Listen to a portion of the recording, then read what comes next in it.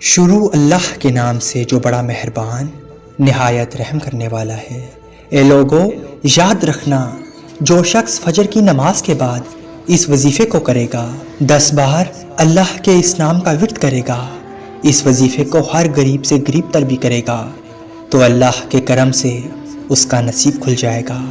یاد رکھنا، رزق دینے والی ذات اللہ کی ہے۔ اگر انسانوں کے پیچھے بھاگو گے تو نہ دولت ملے گی اور نہ ہی انسان کی عزت رہے گی اور نہ اس کا برم رہے گا اور وہ رسوائی اس کا مقدر بنے گی۔ یاد رکھنا، ہر چیز رزق اپنے پروردگار سے طلب کرو، جو کچھ چاہیے اللہ سے مانگو، اللہ اپنے بندوں کی گئی دعا کبھی رد نہیں کرتا۔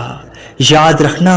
جو شخص فجر کی نماز کے بعد اللہ کے رسول پر درود بھیج کر 10 بار یا باسی تو پڑھے گا اور پھر اپنے مقصد کے لیے دعا کرے گا اور پھر دعا ختم کر کے اپنے ہاتھ چہرے پر پھیر لے، جو شخص اس عمل کو کرے گا تو اللہ کے فضل و کرم سے رزق میں فراوانی پائے گا اور اپنی ہر دعا